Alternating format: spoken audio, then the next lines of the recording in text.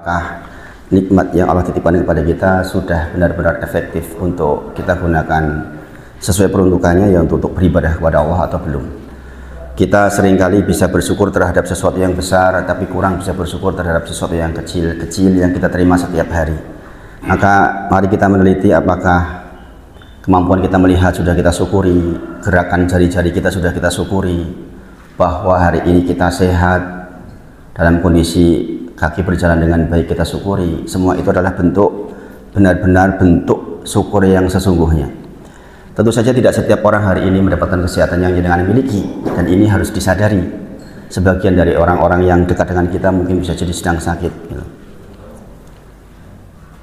Kebetulan anak saya juga lagi begitu kondisinya. Ya, Amar kecelakaan kemarin Sabtu pagi itu, sekarang posisi kakinya juga masih hanya bisa lurus saja, tangan hanya bisa begini saja, nggak bisa digerakkan kemana-mana ya. Jadi makan masih disuapin, terus mandi masih dimandikan, wudhu masih diwudukan. Kemudian Abdul itu, saya tadi nikahin gigi Kak Amar berdarah. Subhanallah ya. Jadi sekali lagi, maka baginya dengan yang sehat, pastikan kita meneliti apakah nikmat itu sudah efektif kita gunakan dengan sebaik mungkin.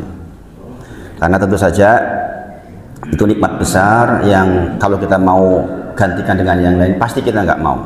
Sering saya katakan nih, bahwa jika ditanyakan kepada panjenengan, pilih mana, punya uang 10 miliar dibandingkan dengan punya kaki yang sehat untuk berangkat ke masjid, kira-kira pilih mana? Pilih dua-duanya Ustadz. Ini saya suruh pilih, bukan suruh pilih dua-duanya, salah satunya. Pilih punya uang 10 miliar atau kaki sehat menuju ke masjid, Bapak Ibu semuanya. Saya yakin pilih punya kaki sehat menuju ke masjid. Gini Bang, atau mungkin saya berikan tawaran yang lain. Jangan pilih mana? Atau jangan maukah punya uang 1 triliun 1000 miliar, banyak banget nih. Nama cerita boleh saja berapa saja kan. Tapi di waktu yang bersamaan jenengan, mohon maaf, buang air besarnya harus lewat perut, disambung pakai apa itu, selang. Pilih mana jenengan? Saya yakin jenengan memilih sehat. Ini apa nggih? Ini fakta sesungguhnya bahwa kita tuh mengakui nikmat Allah yang sangat besar yang kita bawa-bawa tiap hari. Sayangnya kadang-kadang kita membuat syarat untuk bersyukur kepada Allah. Sebenarnya kita melihat diri kita saja yang perlu kita syukuri sangat banyak. Demi Allah, sangat banyak. Waktu yang kita terima hari ini, kesehatan yang kita terima hari ini adalah sesuatu yang seharusnya cukup untuk membuat kita sangat bersyukur kepada Allah Subhanahu wa Ta'ala. Maka saya mengajak panjenengan hari ini untuk menyiapkan diri menuju Ramadan, berbekal ke Ramadan dengan rasa syukur ini. Allah berfirman, wa tazawwadu fa inna khairaz zadi taqwa wattaqun ya ulul albab, kata Allah. Sebaik-baik bekal adalah takwa. Maka bertakwalah bagi orang-orang yang bisa berpikir, orang-orang yang mau belajar. Dan kita belajar dari diri kita saja sudah lebih dari cukup untuk kita bersyukur kepada Allah, karena sesungguhnya di antara unsur takwa itu ya syukur, Bapak Ibu semuanya. Maka setiap kali saya memulai ceramah selalu saya katakan, yuk kita meneliti lagi, melihat lagi apakah nikmat yang Allah titipkan kepada kita benar-benar sudah kita syukuri. Sekali lagi bayangkan sekarang, Amar itu punya jadwal ngimam di Masjid Al-Yakin yang di dekat Tugu itu setiap hari Senin. Sementara saya hari malam Senin itu jadwal di Masjid Al-Ma'arij di daerah Mansasan, sehingga untuk maghrib isya harus dia, saya yang subuhnya. Kemarin ketika jatuh, ayah yang imam di Al-Yakin siapa? Artinya apa? Kemampuan berjalan menuju masjid itu nikmat yang besar, Bapak Ibu semuanya.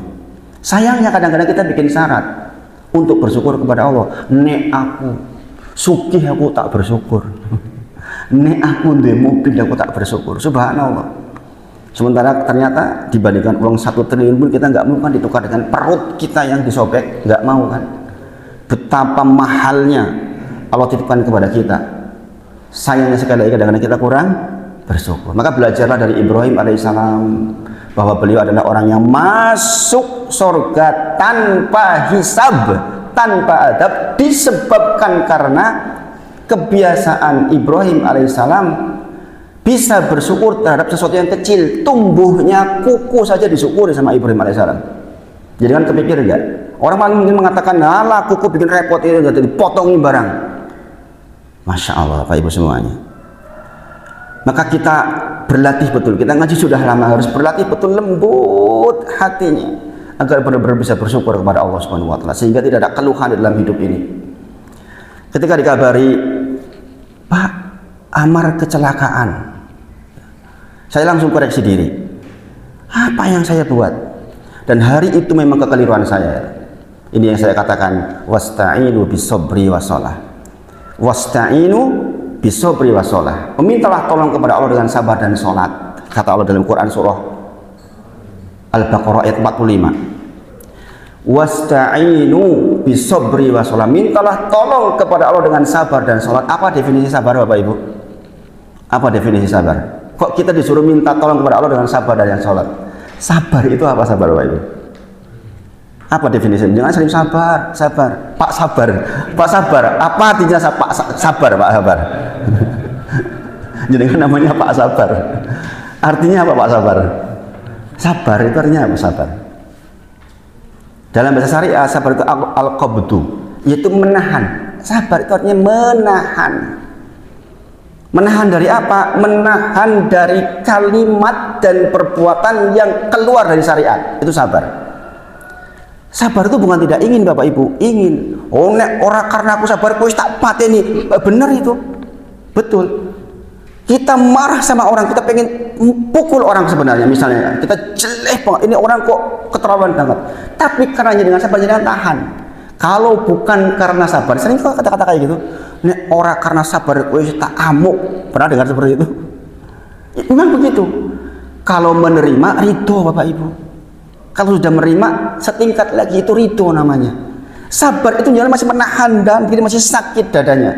Tapi jangan nggak lakukan karena jangan sabar. Maka sabar itu artinya menahan. Hari itu, hari Sabtu itu ketika Amar kecelakaan ini pelajaran buat panjenengan seluruhnya. Ini kisah nyata saya pribadi, kekeliruan itu saya. Amar itu hafalannya 30 juz. Saya katakan setiap hari minimal baca 3 juz untuk jagain. Sehingga setiap 10 hari itu harus khatam Quran. Itu kebiasaan penghafal Quran. Hari itu ba'da subuh saya suruh baca 1 juz seperti biasanya. Baru baca setengah juz udah diem aja. Nanti saya ngomong ke Amar, Mar, kok nggak 1 juz gitu? Ada bahasa yang ini nih, yang saya kenal. Ini penting ini. Amar mengatakan begini, rasa kakek ngomong toh ya. Nah, itu menyakitkan nggak buat orang tua? Menyakitkan nggak? Saya ceramah tentang sabar itu hari Jumat. Sabtunya diuji oleh anak saya sendiri seperti itu. Saya jawab, subhanallah. Ini yang saya katakan, saya keliru, saya kurang sabar. Saya jawab, Mar, kalau kamu begitu ke orang tua, kamu bisa sial loh hari ini. Setengah jam berangkat dari rumah, kecelakaan. Bayangin Bapak Ibu, kesalahan siapa itu? Kesalahan saya orang tuanya. Yang tidak sabar untuk tidak mengucapkan kalimat yang keluar dari syariat. Maka ketika saya dikabari, alhamdulillah ya ala kulli hal. Inna lillahi wa inna ilaihi rajiun. Saya bayangannya sudah kemana-mana karena Amar kalau nyupir motor banter. Saya berpikir ini bagaimana? Ternyata juga ada yang ditabrak lagi. Subhanallah. Ketakdir ibu mbak-mbak lewat ke sebuah tempat dan ini 2 hari sebelumnya kecelakaan di tempat yang sama ini. Ini pemerintah siapa yang ngatur nih? Yang ngurusi jalan penting ini. Zalim demi Allah. Karena hampir setiap beberapa waktu terjadian di situ. Ada orang ini dari jegongan, ibu-ibu ada jegongan belok kiri, menghindari jegongan belok kiri. Siapapun yang di belakang yang cepat atau lambat mesti nabrak gitu. Dan waktu kejadian itu orang yang di depan rumahnya langsung ditarik motornya ke dalam mengatakan ini baru 2 hari yang lalu di sini tempat yang sama. Bapak Ibu, ini banyak sekali pelajaran yang saya ambil. Nah, apa yang saya sampaikan pada panjenengan, wasta'inu bisobri wasolah. Mintalah tolong kepada Allah dengan sabar, dan sabar artinya apa?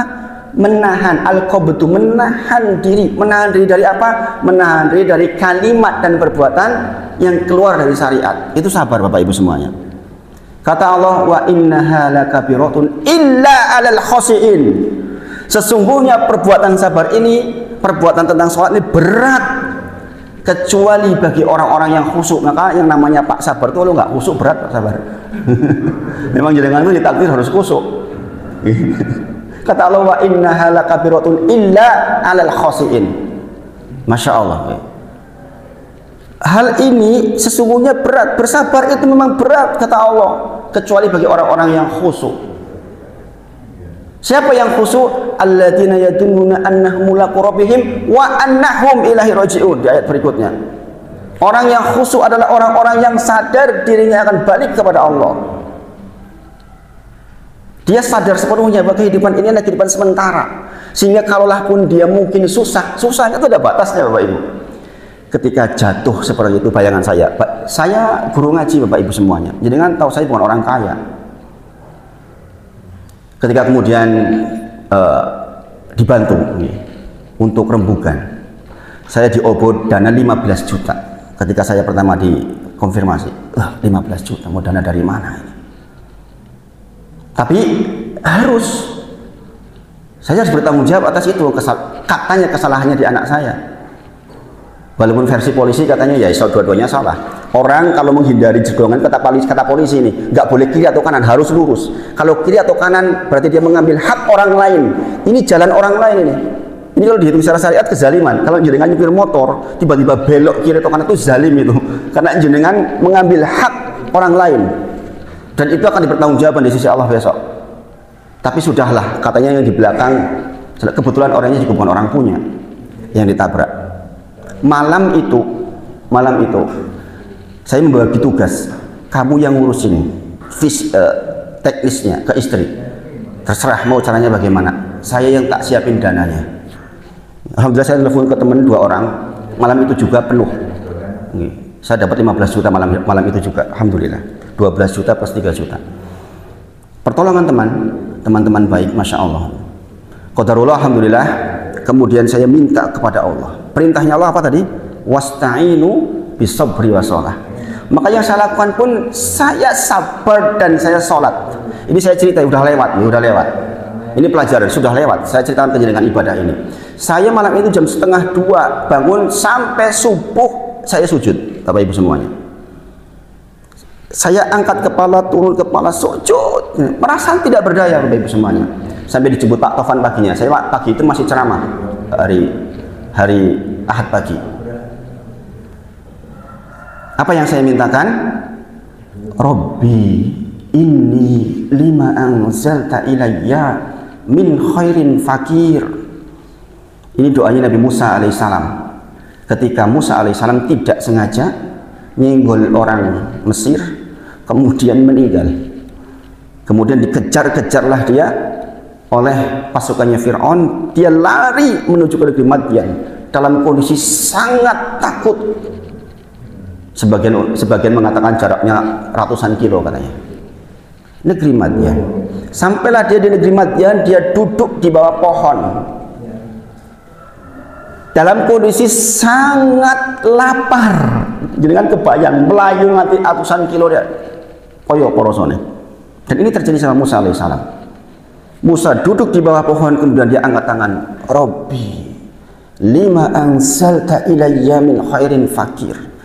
Ya Allah, ini kata-kata Robbi ini, kata-kata menunjukkan keikhlasan hati. Kalau jangan minta doa kepada Allah dengan Robbi, itu keikhlasan pasti akan datang. Ini sesungguhnya aku lima anzalta ilayya min khairin, terhadap seluruh kebaikan yang kau turunkan kepadaku, fakir, saya butuh ya Allah. Jadi kan tahu nggak, tafsir dari doa itu menyebut sebenarnya Musa alaihissalam itu minta makan, lapar banget maksudnya itu. Tapi dia nggak mengatakan ya Allah saya minta makan, bukan. Dia minta ya Allah apapun kebaikan bentuknya yang kau turunkan kepadaku, saya butuh ya Allah, fakir, saya ngaku saya butuh betul. Kemudian ketakdir oleh Allah diperlihatkan sekelompok orang yang sedang mengambil air. Ada 2 orang perempuan di belakang yang nungguin orang-orang selesai. Dan ini orang namanya perempuan, tentu saja agak lemah untuk mengambil air untuk keperluan gembalanya. Maka kemudian Musa melihat itu dan Musa menolong. Lihat Bapak Ibu pelajarannya. Makanya jadilah orang yang jadi penolong. Ini bekal Ramadan buat jenengan. Jadilah orang yang suka menolong, Masya Allah. Karena itu akan kebaikannya besar. Ketika dalam kondisi sangat lapar, tenaga mungkin nggak seberapa, masih menolong orang lain untuk mengangkat air ke atas, itu kan berat. Sebagai syarat untuk mendapatkan pertolongan dari Allah, ingat, Allah senantiasa menolong hambanya bagi hambanya yang senantiasa menolong hamba Allah yang lain. Ini janji Allah. Siapapun dia yang senantiasa berarti terus-terusan menolong hambanya Allah, Allah senantiasa tolong dia. Ini Bapak Ibu penting sekali ini. Nah kemudian Musa menolong perempuan ini yang ternyata adalah anaknya Shu'aib alaihissalam. Selesai pulang ke rumah, masih menjaga kehormatan dirinya. Musa alaihissalam ketika di belakang perempuan ini, dia katakan, biar saya yang di depan, katakan kanan kirinya saja menuju rumahmu. Apa artinya? Laki-laki nggak boleh berjalan di belakang perempuan. Perempuan itu mohon maaf, pantatnya pun diganduli setan.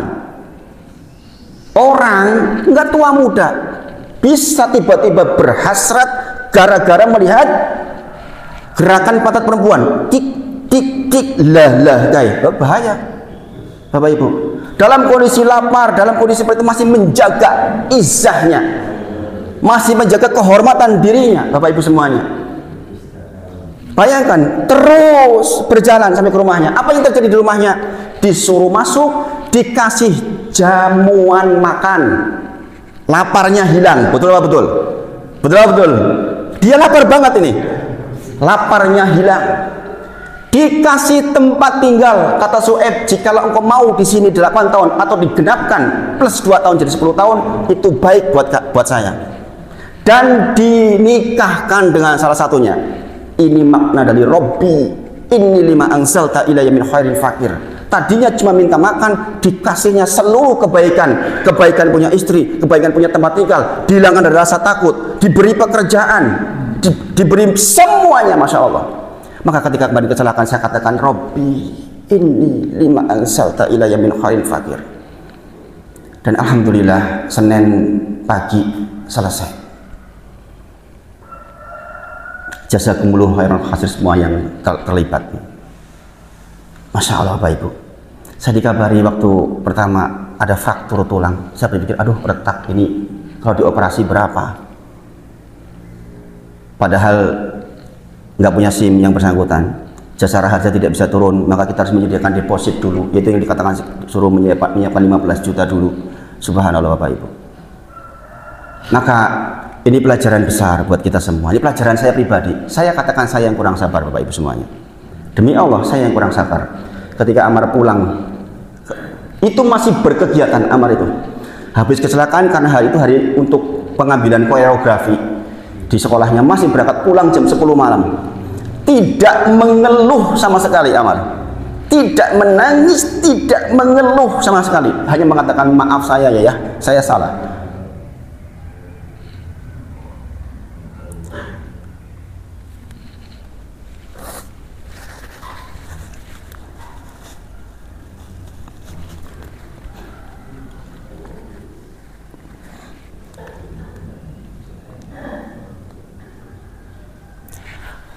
Kadang-kadang kita tuh kalah sabar sama anak kita Bapak Ibu. Kadang-kadang kita orang tua kalah sabar sama anak kita. Anak kita nggak mengeluh, sama sekali nggak menangis. Sampai hari ini sakitnya luar biasa, saya tahu lah kayak mana sakitnya kayak gitu. Tapi nggak mengeluh sama sekali. Maka kita belajar dari kejadian ini Bapak Ibu semuanya. Mudah-mudahan kisah saya ini bisa menjadi pelajaran buat kita semua, insya Allah. Masih terbaring hari ini, Amar masih di tempat tidurnya. Saya katakan istirahat Mar, ini kesempatan untuk istirahat untuk kamu. Untung masih di awal Sa'ban, pertengahan Sa'ban, untung Ramadan. Jadwal imammu sudah penuh di bulan Ramadan. Saat itu terjadi berarti jadwal imammu gagal semua. Untuk Ramadan besok Amar sudah suruh imam di beberapa masjid, yang diantaranya 10 hari terakhir satu masjid. Makanya ini pelajaran besar buat kita Bapak Ibu semuanya. Apa yang ingin saya sampaikan kepada jenengan tentang ini, saya ngajak jenengan untuk berbekal. berbekal Ramadan dengan ini. Saya nggak akan cerita kepada panjenengan tentang teknis hukumnya puasa bagaimana dan lain-lain. Saya kira itu jenengan sudah hafal semuanya. Saya lebih ingin kepada masalah akidahnya jenengan menghadapi bulan puasa, yang diantaranya adalah tentang sabar dan syukur itu. Dan Bapak Ibu semuanya, saya berharap mulai hari ini coba kita menjadi orang-orang yang menjadi agen-agen kebaikan. Ketika jenengan duduk seperti ini Bapak Ibu semuanya, pastikan jenengan kasih salam ke kanan kiri panjenengan. Pastikan jenengan tahu keadaan kanan kiri panjenengan. Ini apa yang hendak Ramadan ajarkan kepada kita Bapak Ibu semuanya. Sekali lagi saya sampaikan, ketika jenengan duduk seperti ini ngaji Bapak Ibu semuanya, pastikan jenengan kasih salam kepada kanan kiri panjenengan. Jangan cuek. Pastikan jenengan tahu tuh keadaan kanan kiri panjenengan. Piye, lagi susah apa lagi senang? Karena ini penting Bapak Ibu semuanya. Jenengan udah ngaji lama, harus tahu teman ngaji panjenengan sedang susah atau sedang senang. Dan ini hal yang coba saya instan pada panjenengan semua, karena saya dulu ketika mulai belajar gara-gara dicawel oleh teman juga. Yuk ngaji yuk, begitu. Iya. Yeah. Kadang ada orang duduk di sampingnya, nggak ngerti keadaannya bagaimana, padahal mungkin sedang bergejolak, lagi susahnya kayak mana Bapak Ibu semuanya. Ngaji itu harus ada efeknya. Dari Al-Bara bin Azib, Rasulullah SAW bersabda, "Ma min muslimaini yaltaqiyani." Kemudian fayatasofahani illa ghufira lahuma qabla ayaftariqa. Kata Rasulullah, tidaklah bertemu dua orang muslim yaltaqiyani, kemudian di antara mereka saling jabat tangan, kecuali pasti di antara keduanya diampuni dosa-dosanya qabla, sampai kemudian sebelum mereka berpisah. Makanya dengan duduk tuh harus tahu betul. Nah, maksud ini itu maksudnya menanyakan keadaannya, bukan cuma salaman doang. Karena apa? Ingat Bapak Ibu semuanya. Ingat Bapak Ibu semuanya. Ketika saya pelajari tentang hadis tadi, itu para ulama menyebut satu hadis yang lain tentang syarat iman. Tentang syarat iman, sering saya katakan ke teman-teman waktu belajar dulu, nih belajar tuh harus teliti, nggak cuma denger, teliti, pahami ilatnya. Hadis tadi tentang yaltaqiyani, pertemuan dua orang muslim itu suruh berjabat tangan. Coba dengan lihat syarat iman. Kata Rasulullah, An Abi Hurairah radhiyallahu anhu, adalah dari sahabat Abu Hurairah radhiyallahu anhu. Suatu ketika Rasulullah menyampaikan, la tadkhulul jannah, la tadkhulunal jannah, tidak akan masuk surga seseorang hatta tu'minu. Sering dengar kan? Tidak masuk seseorang ke surga kecuali beriman. Ya jelas. Ya jelas. Kita tahu, sama-sama tahu. Bagaimana mungkin orang akan masuk surga kalau nggak beriman? Itu pembahasan tersendiri. Tapi kemudian dikatakan wala tu'minu hatta tuhabbu. Tidaklah kalian beriman sampai kalian saling mencintai di antara kalian sesama muslim. Awala adulukum ala sayin idza fa'altumuhu tahabbabtum afsus salam bainakum. Maukah aku beritahukan kepada kalian tentang suatu amalan yang jikalau amalan itu kau lakukan, maka akan saling cinta di antara kalian? Tadi apa?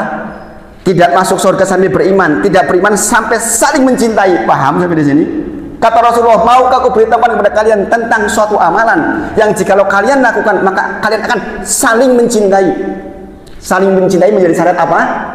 Iman. Iman menjadi syarat apa? Masuk surga. Kata Rasulullah, afsus salama bainakum. Saling memberikan salam di antara kalian. Memberikan salam adalah sekaligus tahu segala sesuatu keadaannya. Makanya dengan perhatikan, anak saya itu sering nanya, ayah kok di mana-mana mesti kenalan sama orang. Anak saya sering nanya, cuma cuci motor saja duduk dapat kenalan 2 orang. Itu perintah agama, saya katakan. Afsus salama bainakum. Ada cerita dari Pak Tovan kemarin, Pak Tovan yang saya garis terbalik. Ketika jenengan nganter ke polisi itu, Pak, jenengan cerita, oh berarti nanti naudzubillah Allah kejadian semisal, saya sudah punya teman yang bisa ngurus itu. Iya Pak Tovan. Betapa dahsyatnya kalau kita melaksanakan, mempraktekkan hal ini, Bapak Ibu semuanya. Maka sesama jamaah yang hadir, ingatlah, tidak masuk surga seseorang hatta tu'minu, sampai dia beriman, wala tu'minu hatta tuhabbu, maka supaya jenengan beriman penuh, saling cintai di antara panjenengan. Jangan sampai sesama jamaah dan sepertinya dia susahnya pol-polan sampai nggak tahu. Demi Allah Bapak Ibu semuanya, ketika susah kita butuh teman. Saya merasakan betul. Maka mudah-mudahan jenengan termasuk orang-orang yang dilembutkan hatinya. Ini esensi Ramadan kita Bapak Ibu semuanya. Kita disuruh berbekal dengan takwa, bahkan ujungnya pun dengan takwa. Maukah aku beritahukan tentang suatu amalan yang jika dilakukan akan saling mencintai? Afsus salama bainakum. Maka Bapak Ibu semua, lembutkan hati Bapak Ibu semuanya. Kita tuh hidup untuk mencari rahmatnya Allah Subhanahu wa ta'ala. Dan Bapak Ibu semuanya, memang akhirnya itu yang paling kita ingin. Jadi, hatta idza jaa ahadahumul maut, ketika kemudian didatangkan kematian kepada kita, kita akan mengatakan apa? Qala rabbirji'un. Ya Allah, kembalikan saya ke dunia. La ali a'malu sholihan fima tarat. Saya ingin melakukan kebaikan yang dulu saya tinggal. Dulu buat mereka, sekarang buat kita Bapak Ibu. Maka kalau sampai terlewat tetangga kita susah, kita nggak tentu masalah. Itu yang paling kita ingin Bapak Ibu semuanya. Kita ingin berbuat baik. Kata Allah, kalla, sekali-kali tidak. Kowe wis mati. Kalla. Innaha kalimatun huwa qailuha. Kalimat yang kau ucapkan itu kalimat yang hanya di bibir saja. Andai kau kembalikan ke dunia lagi, ora kelingan maneh kaya ngene iki. Wa min waraihim barsahum ila yaumil yub'atsun. Sesungguhnya di depanmu ada barsahun, dinding yang tebal, illa yaumil yub'atsun, sampai hari dibangkitkan. Quran surah Al-Mu'minun ayat 99 dan 100. Bapak Ibu semuanya. Jadi yang dibutuhkan, ini Bapak Ibu semuanya, setelah dengar yang saya sampaikan, adalah jenengan menjadi muslim sejati. Apa muslim sejati? Orang yang siap diatur, orang yang berserah diri. Bos punya karyawan 100. Siapa yang paling dicintai oleh bos? Yang paling pinter apa yang paling manut? Saya tanyakan jenengan. Pak Tovan punya karyawan 20. Jenengan butuh yang pinter apa yang manut? Pak Pardi, karyawan teman-teman jenengan, pegawai sing disenengi bos jenengan, sing pinter apa sing manut? Sebenarnya dua-duanya nih. Tapi kalau dipilih, pinter karo manut, pilih nih. Manut, betul. Dia doktor, tapi nggak manut. Untuk apa? Bapak Ibu semuanya, ilmu ditanam banyak jenengan. Dia jenengan ngaji di mana-mana. Bagaimana implementasi terhadap ketaatan atas ilmu yang jenengan peroleh, itu esensinya Bapak Ibu semuanya. Maka dipraktekkan. Ini hidayah, ini mahal. Kenapa saya sampaikan ini? Saya kisahkan kepada jenengan Quran surah Shad, surah ke-59. Bahwa subhanallah, kita itu diberi peringatan oleh Allah banyak di ayat itu. Quran surah Shad mulai ayat 71 sampai ke 83. Kisahnya siapa itu?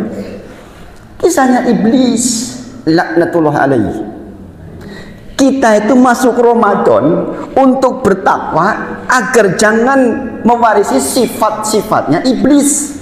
Bapak Ibu semuanya, saya yakin jangan masih jarang toh dengar yang seperti ini untuk bekal Ramadan? Karena biasanya bekal Ramadan hanya fikih saja. Saya mengajak jenengan selangkah lebih maju. Karena dulu yang membuat saya kemudian bisa bergerak lebih jauh, turun ke dunia dakwah dan sebagainya dengan seluruh ubur rampai yang harus saya terima, itu hal-hal seperti ini Bapak Ibu. Kalau fikih dengan insya Allah belajar sendiri pun relatif cepat. Tapi yang seperti ini butuh pemahaman jauh Bapak Ibu semuanya. Ingat nih Bapak Ibu semuanya, ada 3 makhluk mukallaf, 3 makhluk yang akan mendapatkan perintah, yaitu yang dari cahaya siapa? Malaikat. Dia taat terus kepada Allah Subhanahu wa taala. Ada yang dari api siapa? Jin. Ada yang dari tanah, kita Bapak Ibu semuanya dari tanah. Kita makhluk mukallaf, nggak seperti hewan. Makanya kalau hewan itu enak, walaupun menanduk nanti ditanduk selesai kuni turoba, mereka akan dijadikan tanah, mati, selesai. Kita tuh enggak. Kita akan diperhitungkan, dihisab, kemudian masuk surga atau neraka. Maka yang paling diingini penduduk neraka apa? Mati.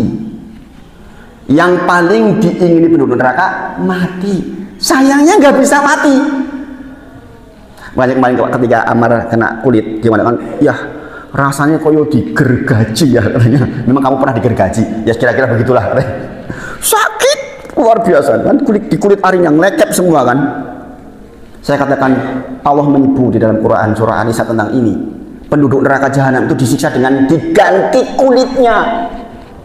Diganti kulitnya. Setiap kali kulit hangus diganti kulit baru, karena orang merasakan sakit itu di bagian kulit. Ini kedokteran membuktikan. Makanya ada profesor dari Prancis masuk Islam gara-gara ayat itu. Kok bisa 1400 tahun yang lalu mengatakan bahwa sakit itu di bagian kulit, lepas dari itu udah nggak kerasa apa-apa. Ilmu kedokteran membuktikan itu hari ini. Bayangin Mar, siksa neraka datang ke dunia segini aja udah sakitnya kayak mana. Kamu nggak takut sama neraka? Subhanallah Bapak Ibu. Jadi pelajaran besar. Jadi kita makhluk mukallaf, sadar-sadar Bapak Ibu. Kita tuh makhluk bukan yang dibebani maksudnya. Konsolat, ini orang sholat, ini loh resikonya, begitu maksudnya. Jadi ada 3 makhluk, cahaya, ada yang dari api, ada kita. Kata Allah di dalam Quran surah Shad ayat 71, surah ke-59. Idh qala rabbuka lil malaikah, dan ingatlah ketika aku beritahukan kepada malaikat, ini sesungguhnya aku khaliqum basarum min tin, saya akan menciptakan bashar manusia min tin, dari tanah. Bapak Ibu semuanya, kata Allah, faida wa nafakhtu fihi, apabila aku telah menyempurnakan penciptaannya dan meniupkan roh kepadanya, maka tunduklah kamu kepadanya dalam keadaan bersujud. Ya, dan perhatikan ya. Al-Imam Ahmad rahimahullah menyebutkan penciptaan manusia dari tanah itu boleh dikumpulkan semua jenis tanah, apapun nama tanah jenisnya apa, dikumpulkan, diambil unsur-unsurnya untuk membuat Adam alaihissalam. Ini jangan perlu tahu nih, supaya kita bisa memahami sifat-sifat orang. Sejauh yang saya tahu kemarin rembugan pertama waktu terjadi kecelakaan, marah-marah orangnya ya Pak, ngengkel terus, kebetulan orang Medan. Pokoknya, subhanallah, kudu tanggung jawab dan. Subhanallah Bapak Ibu semuanya, jenengan tahu siapa yang ditabrak? Anaknya jamaah saya di salah satu masjid. Ibunya baru tahu belakangan, karena saya nggak maju. Subhanallah.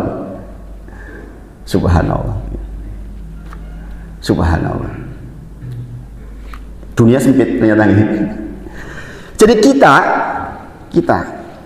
itu diciptakan dari seluruh unsur tanah. Sing jenenge tanah ono sing khair, ada yang khobit, ada yang baik, ada yang buruk. Tanahnya ada yang keras, ada yang lembut. Tanah kan begitu. Ada yang mudah dibentuk, ada yang susah dibentuk. Ini para ulama menyebut begitu. Maka manusia itu kadang-kadang ada yang wajahnya kayak tembok. Janjane mungkin hatinya api. Janjane mungkin hatinya api, tapi mungkin dia terbuat dari unsur tanah yang keras, Bapak Ibu semuanya.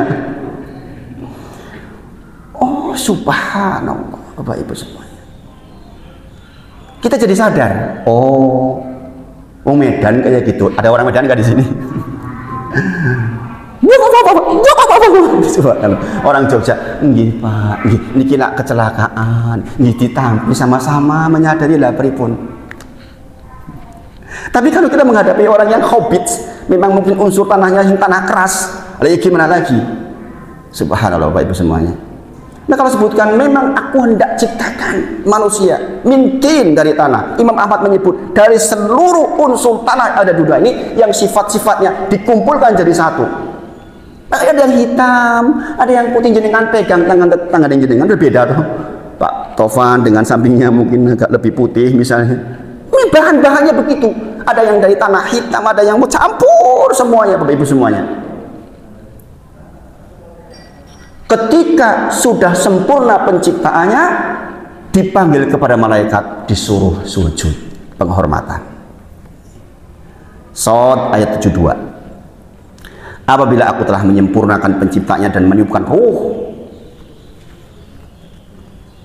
maka kemudian tunduklah kepadanya untuk bersujud penghormatan. Subhanallah. Ini sebenarnya masih ada ayat-ayat pendukung. Al-Hijr 26 misalnya tentang masalah penciptaan manusia. Tapi saya lewat dulu, waktunya mepet. Fasajadal malaikatu kulluhum ajma'un. Seluruh malaikat sujud. Illa iblis. Di ayat 74 ini sebenarnya semisal di Al-Baqarah juga ada, tapi di sini ada sisi lain yang ingin saya terangkan. Illa iblis. Apa alasannya? Semuanya sujud kecuali iblis. Kata Allah, istakbaro, kamu sombong, minal wakana minal kafirin, maka engkau termasuk golongan orang-orang yang kafir. Orang-orang bertanya, ya sing diperintah malaikat kok iblis melu-melu? Kok malah dikatakan membangkang? Memang iblis malaikat sudah saya ceritakan kisahnya lewat ceramah beberapa hari sebelumnya, beberapa bulan minggu sebelumnya tentang sejarah iblis. Tahu nggih? Kenapa iblis jadi ikut-ikutan diperintah? Itu enggak saya ulang, nggih. Sejarahnya panjang. Kemudian dikatakan qala, Allah berfirman, ya iblis. Ini penting Bapak Ibu. Ini penting Bapak Ibu, jangan berbuat adil. Allah Subhanahu wa taala ketika hendak menghukum, diadili dulu, ditabayuni dulu, dipanggil dulu, dicari informasinya dulu. Allah berfirman, qala ya iblis. Artinya apa? Dipanggil dulu iblis itu sebelum kemudian dia meminta keburukan. Subhanallah. Dipanggil, qala iblis ma mana'aka antas juda. Kenapa kamu nggak mau sujud? Kenapa kamu nggak mau sujud? Kan dikonfirmasi itu, loh kowe iki ora mau gelem orang kuwi ngopo kowe? Kowe ora mlebu nyang kantor ki ngopo? Ora langsung diamuk maksudnya. Mbok kok kono alasane apik. Wah, anakku loro ya piye meneh misalnya. Ini bentuk saya belajar banyak demi Allah Bapak Ibu. Dari ayat-ayat seperti ini sehingga kita bisa berbuat adil, nggak langsung menghukumi. Qala ya iblis ma mana'aka antas juda lima khalaqtu yadai biyadai. Padahal engkau tahu manusia ini, Adam ini saya ciptakan dengan kedua tanganku langsung.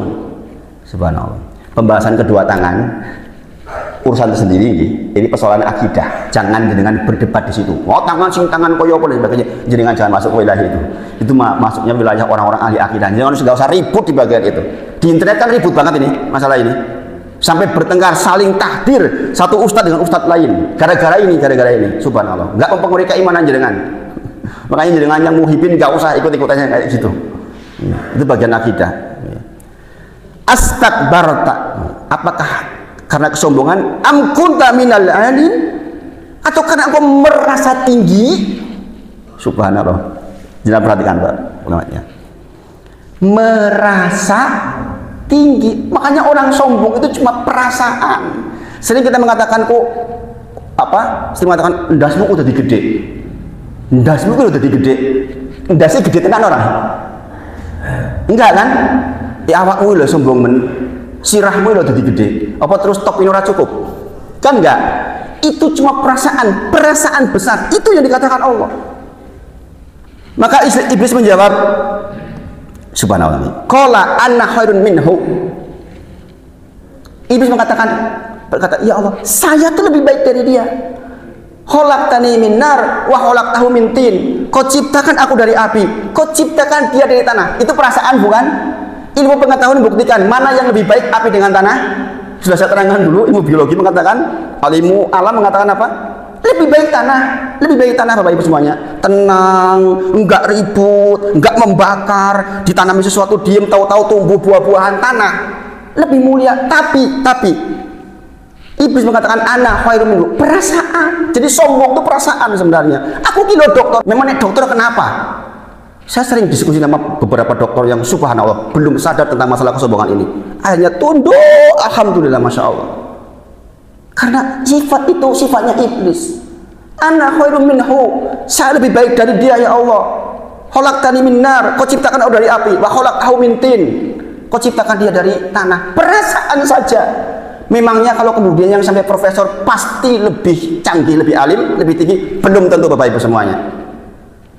Makanya hati-hati nih, nikmat kedudukan, nikmat ketinggian, nikmat kekayaan itu bahaya tuh. Kalau jenengan nggak punya ilmu bisa mewarisi sifat iblis. Kalau itu jenengan bawa mati, nggak masuk surga, subhanallah. Tidak lawan masuk surga ketika membawa sebesar zarah kesombongan, subhanallah. Berhati-hati betul. Tapi dia menunjukkan fakta data seolah-olah perasaannya dia lebih canggih, lebih tinggi, lebih dan semuanya, subhanallah. Ini target dengan Ramadan salah satunya ini, mengikis perasaan-perasaan begitu itu loh, sehingga jenengan akan merendah, kemudian jenengan menjadi orang yang menolong orang lain, kekayaan panjenengan akan efektif itu digunakan oleh sebanyak-banyaknya orang. Toh kita kebutuhannya cuma sedikit. Gini bang, Bapak Ibu, jenengan punya uang 1 triliun, kebutuhannya jenengan berapa? Tetap saja makan ya segitu Bapak Ibu. Maka ini dikikis ini. Jangan kekayaan membuat kita menjadi seperti itu, kedudukan membuat seperti itu, tapi justru sebaliknya, efektif dengan itu menjadi kendaraan kita menuju surganya Allah Subhanahu wa taala. Shot ayat 76. Lihat kata Allah di 77-nya, qala fahruj minha fa innaka rajim. Keluar kamu, sesungguhnya kamu tuh orang yang terkutuk. Bahaya Bapak Ibu. Kalau kita memperturutkan sifat iblis itu, kita tuh suruh keluar dari kebaikan, keluar dari surga, dan kita menjadi orang yang terkutuk. Bayangin Bapak Ibu, ini hidup iblis ini nggak akan mati kan, sampai dimatikan terakhir dia tahu sadar sepenuhnya hidupnya untuk menuju ke neraka jahanam, sadar sepenuhnya loh Bapak Ibu semuanya. Maka jangan lihat di ayat berikutnya dikatakan tentang, saya lompat ke 79, qala rabbi. Perhatikan ini, tolong Bapak Ibu semuanya, perhatikan betul bagian ini. Qala rabbi. Apa iblis mengatakan? Qala, berkata iblis, rabbi. Rabbi itu permintaan yang menunjukkan keikhlasan kita sebagai seorang hamba kepada Rabbnya. Maka dikabul biasanya Bapak Ibu. Saya minta ya Allah, jangan sampai fraktur tulangnya dioperasi ya Allah. Mohon ya Allah, tulangnya dia makhlukmu ya Allah. Kalau ada kejadian, tolong betulkan kembali ya Allah. Di rongsen, katanya ada cairan di perutnya. Perempuan, bayangkan, saya sudah kepikiran kemana-mana kan. Ini kalau sampai kandungannya rusak bagaimana? Ya Allah, cairan di dalam perutnya juga makhlukmu ya Allah. Mohon ya Allah, tundukkan kepadamu ya Allah. Itu doa saya ketika malam minggu kemarin. Minta dengan sangat ya Allah. Robbi ya Robbi. Iblis sudah jelas membangkang, tapi dia minta kepada Allah dengan ikhlas. Ini disebut begitu tafsirnya. Iblis itu minta kepada Allah sadar ikhlas bahwa engkau turut saya. Maka dikatakan qala Robbi fa'andirni illa yaumil asun. Ya Allah, tangguhkan hidup saya sampai hari kebangkitan. Dikabul sama Allah. Kata Allah, ud'uni astajib lakum. Mintalah kepadaku, kata Allah, kukabulkan. Syaratnya ikhlas permintaannya. Demi Allah, Bu. Makanya sering istri saya bilang, ya, Bu, sekali-kali minta kaya ya. Saya tuh belum pernah minta secara khusus kaya raya, belum pernah, Bapak Ibu. Karena saya berpikir, saya kuat nggak dengan kekayaan? Saya nggak mau minta kaya dengan emosional, saya nggak mau. Saya hanya ingin minta kaya ketika kekayaan itu bermanfaat bagi sebanyak-banyaknya orang. Kalau saya masih ada di hati, harta saya, nggak mau saya. Kalau jangan dikasih kekayaan, kok masih nempel di sini, nggak untuk umat, untuk apa kekayaan itu? Jadi beban, Bapak Ibu semuanya. Tapi sepertinya dengan kejadian-kejadian ini saya bakal minta kaya, mudah-mudahan. Mudah-mudahan berani minta kaya. Minta kaya itu banyak resikonya, Bapak Ibu, jangan perlu tahu. Susah menjelaskannya ini. Kadang-kadang, makanya kadang-kadang orang makin berilmu itu kadang-kadang makin susah mau ngomong. Karena banyak pertimbangannya. Kata Allah, qala fa innaka minal mundarin. Ya, aku tangguhkan kamu. Nah, Bapak Ibu semuanya, saya berhenti di 80. Sebenarnya sampai 83. Sampai 83. Karena sudah jam 6 kurang 10. Saya berharap Bapak Ibu semuanya, ini menjadi bekal akidah panjenengan menuju ke Ramadan. Karena ini penting. Sifat-sifat inilah yang akan kita kikis di Ramadan, Bapak Ibu semuanya. Agar kita menjadi orang yang bertakwa. Agar kita menjadi orang yang bertakwa, Bapak Ibu semuanya. Semoga Allah berkahi kita semua, Bapak Ibu semuanya. Di 3 ayat terakhir semuanya masih banyak pelajaran besar. Insya Allah nanti saya singgung di pertemuan berikutnya. Semoga Allah ampuni kita semua, Allah sayangi kita semua, Allah lembutkan kita semua, sehingga kita melewati hidup-hidup ke depan menjadi hidup yang penuh barokah. Kita tutup dengan kafaratul majelis. Subhanakallahumma wa bihamdika asyhadu an la ilaha illa anta astaghfiruka wa atubu ilaik. Wa akhiru da'wana alhamdulillahirabbil alamin. Assalamualaikum warahmatullahi wabarakatuh.